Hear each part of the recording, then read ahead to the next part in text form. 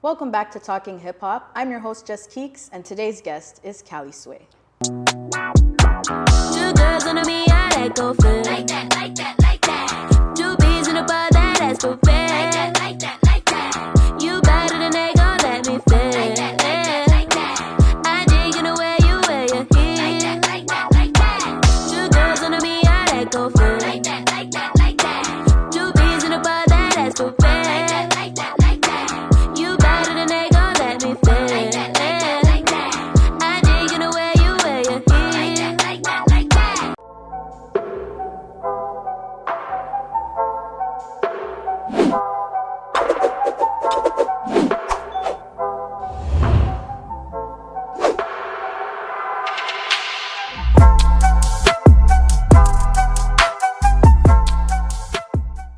Kalisway is an alternative R&B/funk soul artist, singer-songwriter, and producer, with a sound that's fresh, genre-blending, and undeniably her own. She's racked up over 4 million all-time streams on Apple Music, graced billboards across the city, and performed at notable festivals.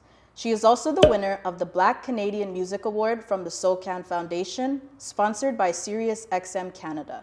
From her signature nostalgic 90s influence to her creative control as a producer, Kalisway is carving a lane that's soulful, playful, and 100% authentic. Please welcome to the show, Kalisway. What's going on? Yeah, how are you? I'm doing amazing. Thank you for having me on here. I'm so grateful to have you sitting here on the show, and I think you're incredibly talented. We spoke off camera about it, so thank you so much. I really just wanted to know what your introduction was to music. What was your first introduction to music, and how did you get started?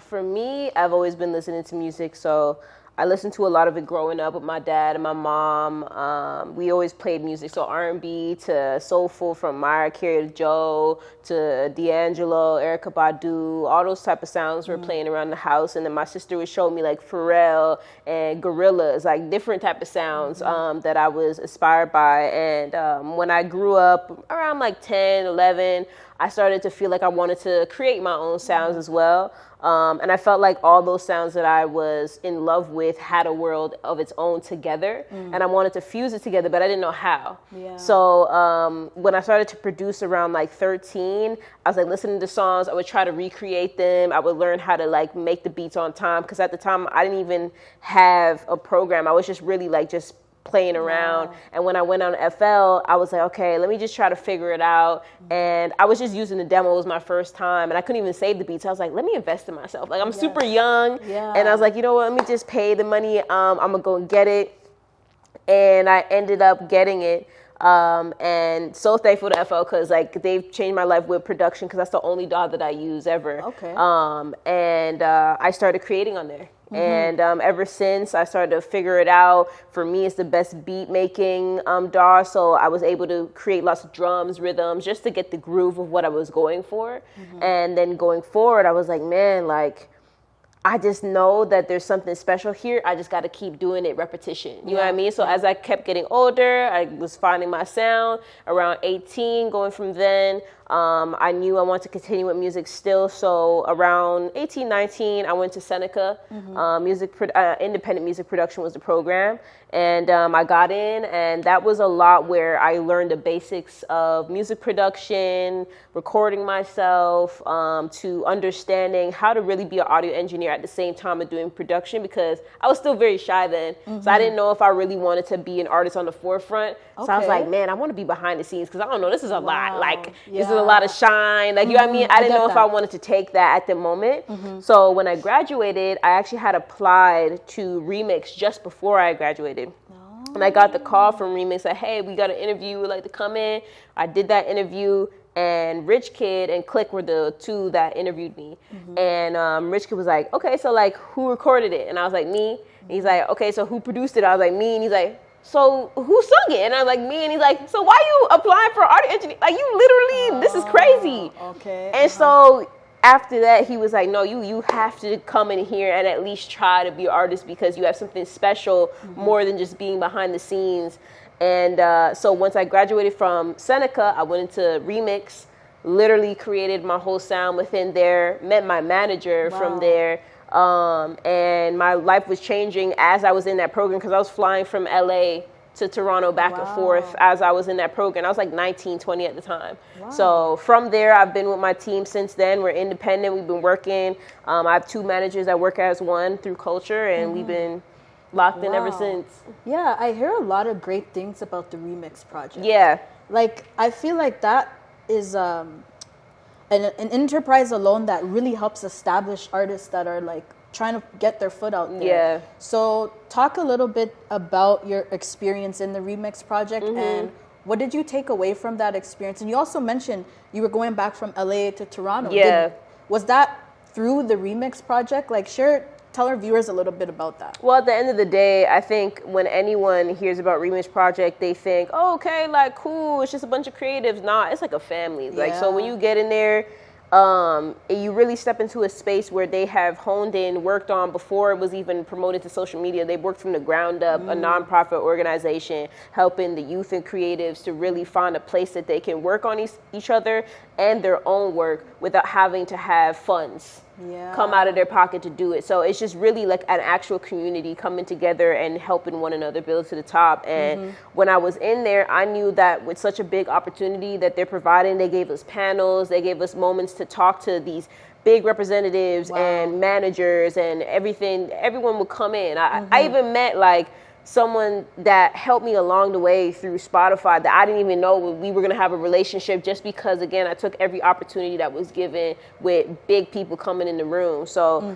for me, it changed my life because I put in what I wanted to get out. Right. So anything that I did, I could have just been in there and just focused on audio engineering, but I did audio engineering, I did artist development, I did DJing, I did every single thing that they gave me. Yeah. I did it. Now, you don't have to do that. The minimum that you have to do at Remix is like put in your 10,000 hours. Just make sure you're there. You know what I mean? Come in every week. Make sure you have 10 hours minimum, and you there. You don't have to come every day, but if you want to get something out of it, you put in what you want. And while I was there was like this one panel. They always have panels that are very, very inspirational, and you get to learn from workers that are in the field, right? And so one of these panels was from some big managers.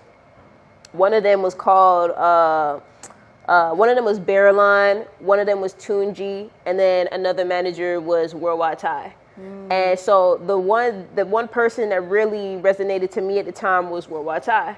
I didn't even know at the time, but he actually was managing Brent Faiyaz. What? So like when he was talking, I was like, oh, okay, cool. Like, and that was crazy to me because I knew that Brent was independent. He was just growing at the time. So I'm like, okay, cool. Like, you obviously are creating something bigger than just yourself. Like, this is really inspirational to be doing something that's independent.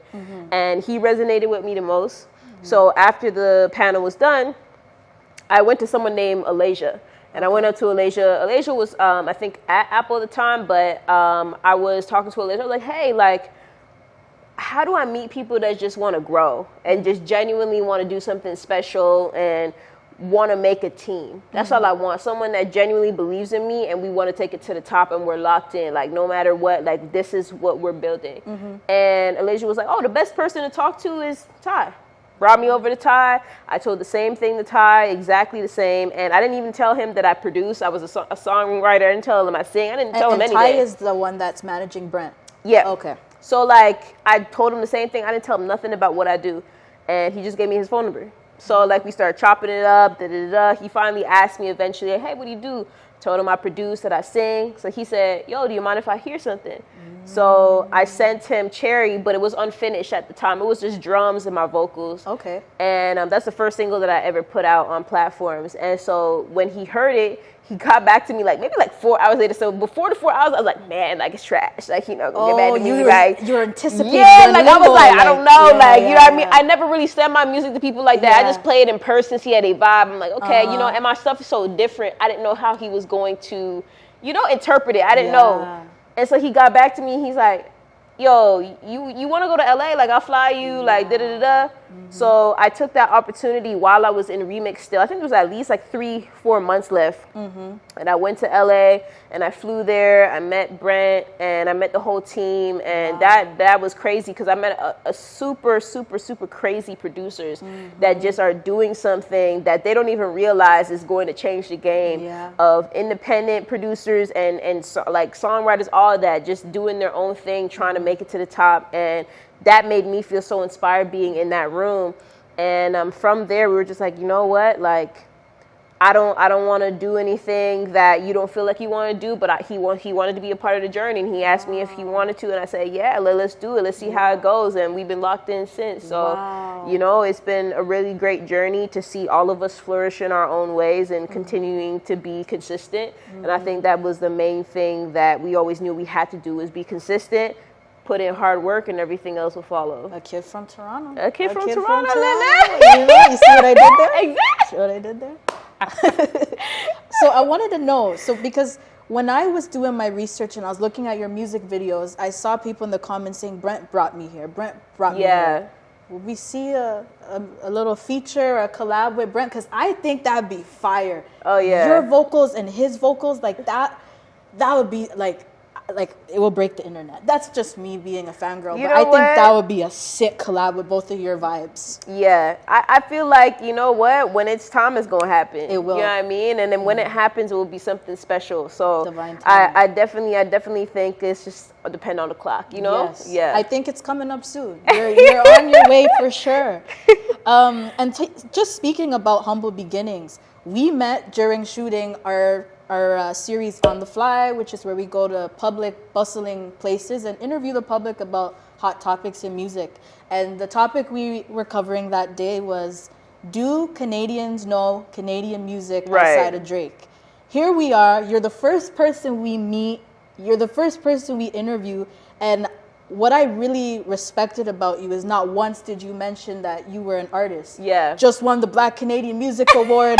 The topic we're covering is Canadian music and artistry. And you didn't tell anyone you're an artist. Yeah. Where does that humility and humbleness come from? Because it's very honorable, and it's kind of like giving, I'm going to let the music speak for itself. Yeah, for me, I've always been like that. I think back then it used to be more shyness. But now for me, it's actually more like, oh, I just want to be relatable. Like, I don't want to keep having to say, hey, I do this, follow me. Like, I feel like once I keep doing that, like, it's cool. I think you do need to promote yourself at times, especially the right place and the right time. But I feel like at that moment, I saw another creative trying to do something, and I was like, oh, I just want to be a part of it. Like, I don't care if people recognize me or not. Like, I'm just doing the same thing that I've been trying to do, which is put myself somewhere. And if I can help somebody else, you know, get something started, like, that's all I was focused on, you know. And I've always been like that. I don't feel like I ever have to enter a room and assume that someone's going to know me or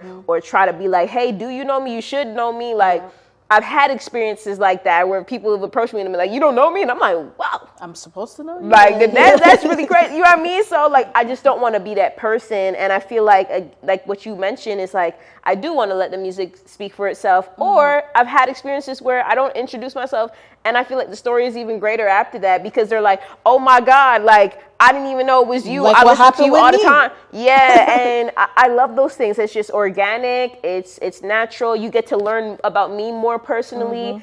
We don't have no walls. You don't feel like I have a hierarchy over you. Yes. I don't want it to be like we're human to human, you know? So that's all I was. Yes. And I continue to do while I'm outside. I love that. And I think that what you said is so key, because sometimes when people know who you are, know what you do, they kind of change the way they interact with you. But when you don't know anything, it creates this opportunity for you guys to have a natural conversation. Exactly. You know what I mean? Yeah. So I really respect that you did that, and we wouldn't be doing this interview if it wasn't for that. Exactly. So I hear a lot of 90s influence in your work. Tell me a little more about your unique sound, and are there any artists that you draw inspo from? Yeah, especially for my most recent projects recently, I've listened to Janet Jackson since I was younger, from a long time, but especially for a kid from Toronto, I listened to a lot of Cameo, Janet Jackson, a lot of, like, all the sonics that I had to hone into, like Cheryl, like, just so many, Evelyn, like, all the songs that you hear at the barbecues, and they just jam it to. Yeah, I listen to a lot, and I wanted to bring that back. So I think a goal of mine was like, man, how do I bring something back without making it feel like it's too spot on? Like, I still want it to feel new. And that's always been my goal. Again, like when I was younger, I heard all these sounds. I wanted to fuse it into one, and that's who I am, and that's what my sound is that I bring nostalgia, but it's not copying anything. It's very new, and I know how to modernize it to a sense where it's still keeping that feel and that same nostalgia that you're missing. And that's what I wanted to capture. That's what I've been doing. So all the 90s influence, all the 80s is something that I've completely studied. I've taken time off from just creating sometimes and just listening to music that I know has feeling. Because I feel like we're missing that nowadays. I feel like a lot of music is just made to just be like, yo, we gotta do this. We gotta do this. Like, oh, we haven't put music out. We gotta do this. But it's like, if you just listen to all the songs back then, like Whitney Houston, that's raw emotion. You know what I mean? That's raw emotion. Those are real experiences.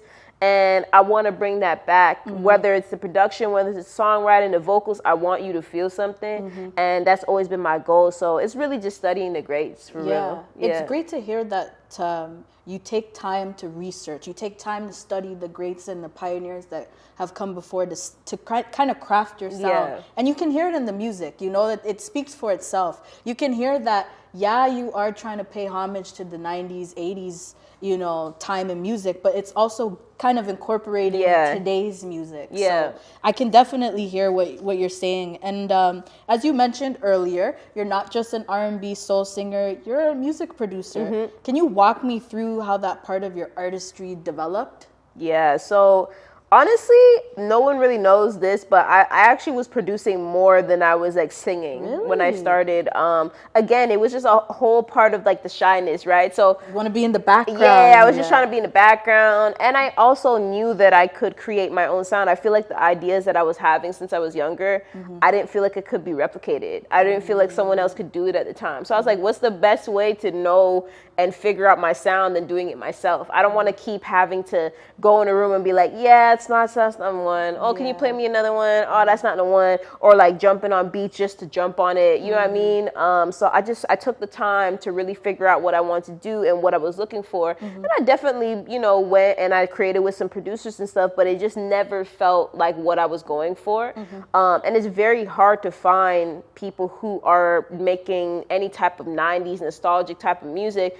I feel like you can find it nowadays, but it's more of a trend than it is like, oh, this is my love. Like, this is what I do. And it's like a fad for them. Exactly. So it's like, for me, it was like, you know what? This is actually what I love. This is what I've been wanting to do. I just had to take the time of repetition to keep making it.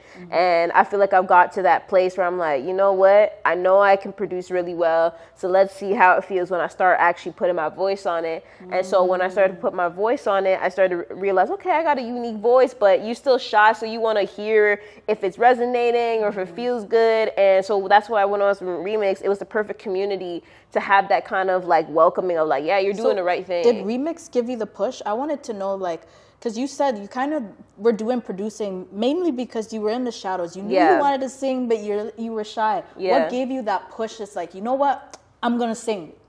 When did that happen, and what was the final, like, I'm going to do this? It was really the conversation with Rich Kid that made me feel confident enough to like, you know what, let's tear these walls down. Like, I need to start singing because I had a complete conversation with him, because he's like, why don't you want to sing? Like, you have a strong voice. It's very unique. And the tone is completely different than anybody. He's like, why don't you just want to like sing? And I was just like, for me, it's just like, man, like when I was younger, I just felt like my tone was so different. Like, I didn't know if it would resonate well. I didn't know if it felt right. So I just wanted to kind of hide it. And he just let me know, he's like, bro, that's what's going to be your specialty, is the fact that nobody sounds like you. Like, when you come onto a track, you know it's you because your voice is so different, and that's going to be the key. And I think once that started to settle in my head, I'm like, man, if he can believe in me so much, why am I not believing myself? You know what I'm saying? And so I was just like, man, I need to pick it up. Like, the confidence got to go up.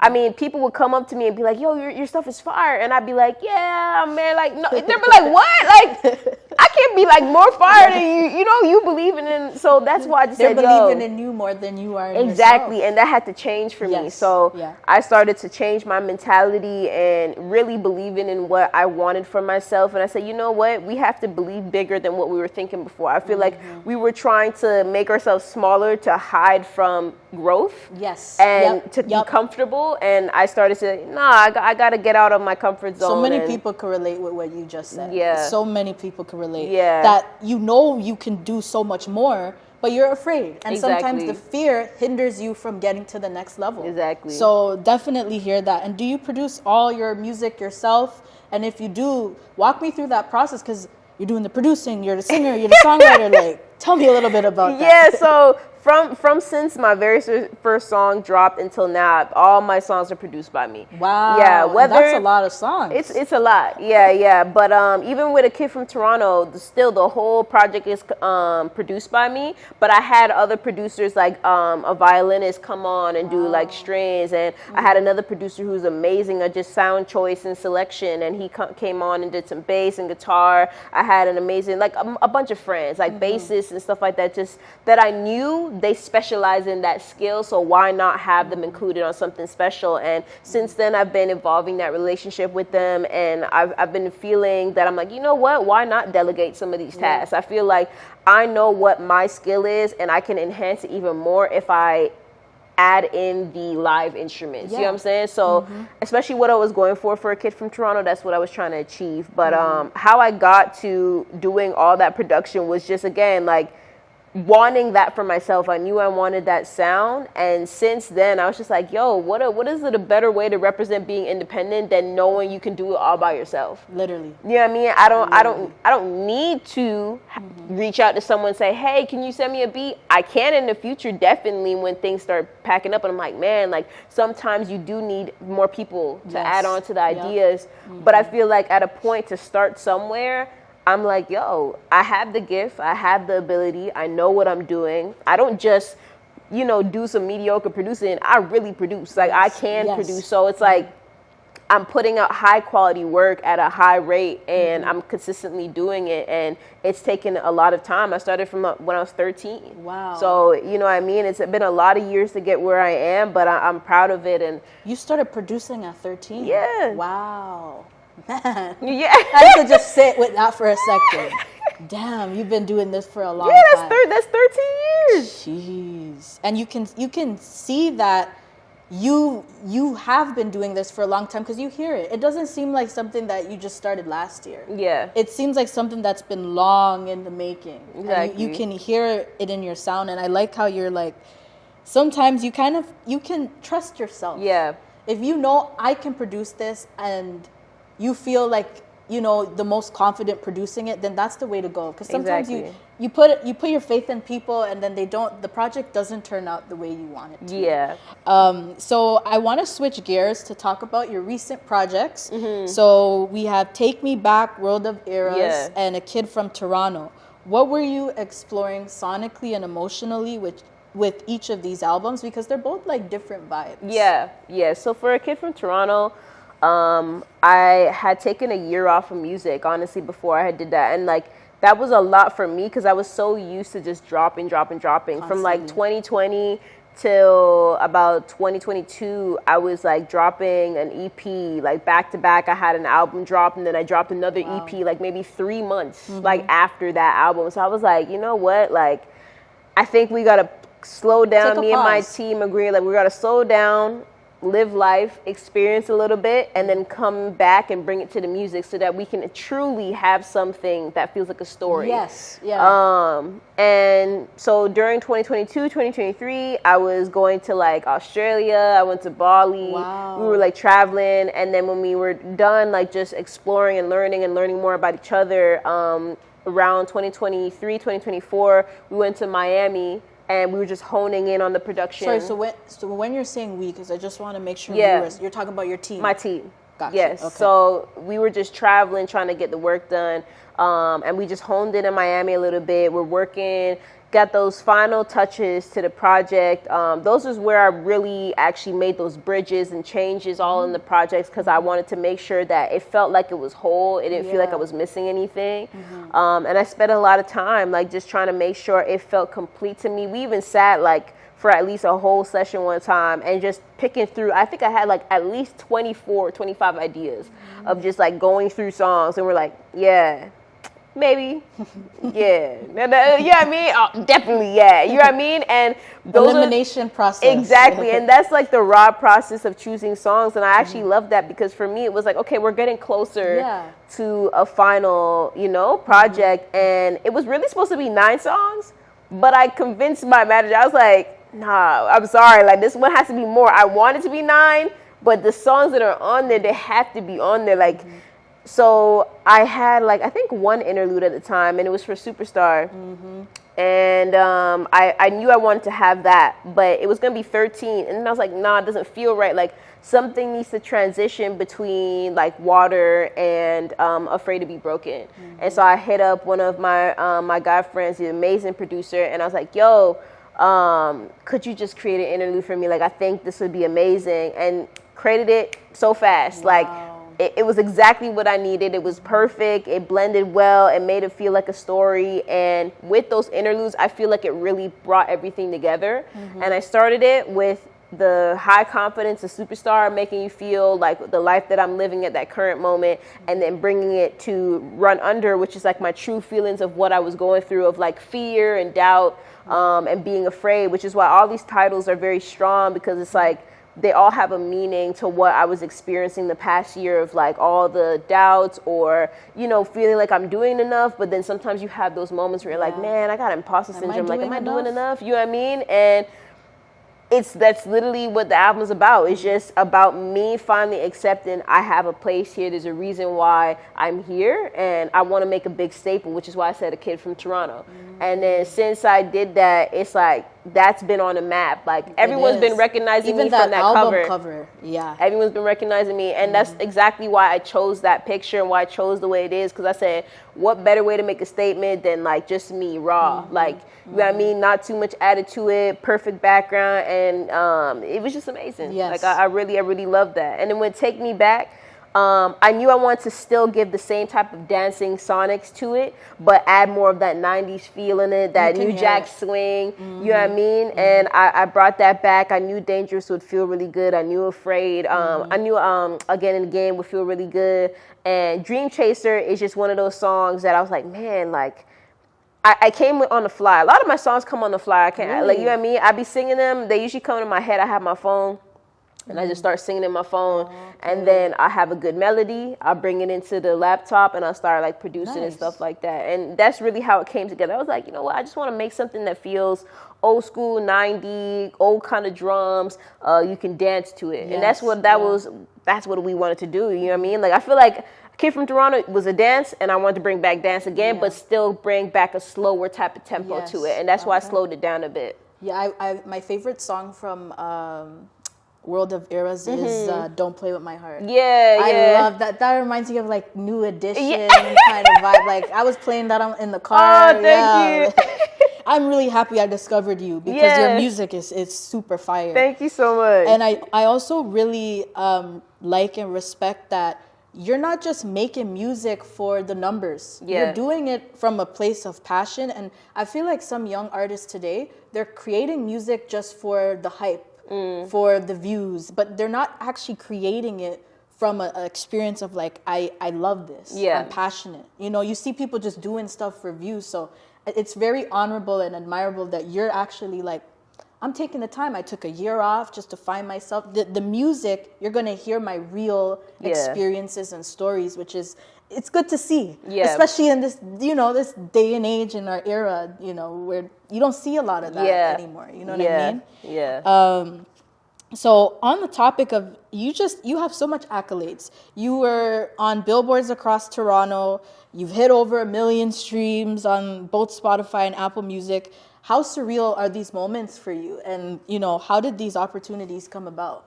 I mean, I'm super old school. I feel like my mom, like I take pictures of every big moment. So when I had my very first billboard in Toronto, I think that was around 2021 or 2022. I took a picture of me writing and I caught that moment because I was like, man, like for me, I was like, I don't know when this is gonna happen again. This is so big, you know. And my team has always let me know from the get-go. They're like, whoa, don't move like that. Like, that's going to happen again. Like, we going to get this multiple times. Like, obviously not to say, like, oh, expect it. But to be like, don't put yourself in a position mentally that you think you're not going to get it again. Yeah. You know what I mean? Yeah. And so I was like, yeah, like, every time I had a moment, I'm grateful for it. And I still capture it. Like, it's just, I'm present. But I also am thankful because I know that I've worked to get there. You know what I mean?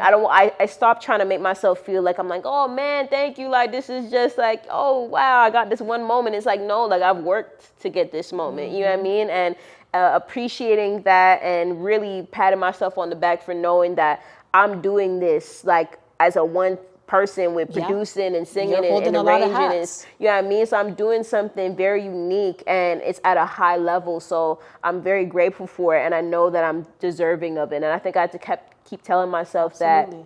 And as I've got these accolades, like, yeah, when I was younger, maybe like 2021, like 2022 and stuff like that, I was like 22 years old. I was like, man, this is crazy. Like every time I would say it's crazy. But I started changing my terminology and I was like, you know what? This is amazing. Like this is meant for me.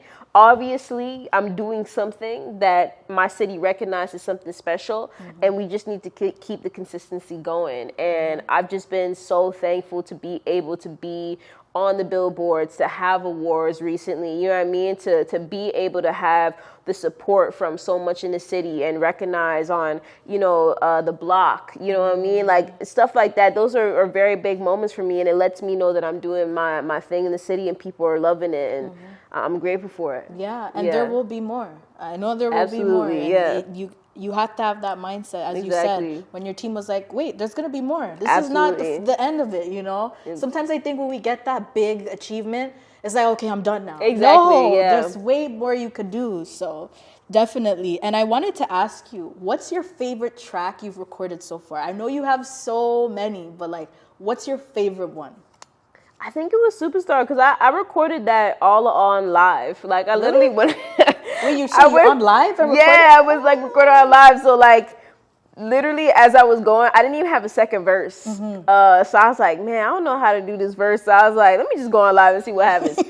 So I'm going on live and I'm like creating it, and everyone's like, yo, this is a sick verse. And I keep going. I'm like, nah, that one was do it again. So I always do that with my audio engineer, like.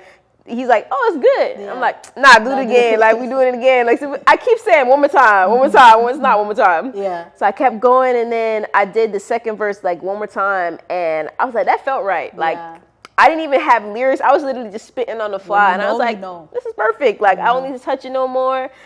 Even with the intro, I didn't even know I was going to do that big, like, you know, kind of melodic intro where I'm singing with that big stretch. But I said, you know, it just felt like the right thing to do. Yeah. I was just like, that is what I need. A big whole intro of me singing to let you know how Superstar truly feels in that moment. And I felt like there was no other way than to do it right there and then. And that took me like maybe like 2 takes just to hit it right because I want to feel a certain way. And I'm very specific with effects. So I kept telling my engineer, I'm like, we have to add reverb and lots of delay to that because I needed to feel big.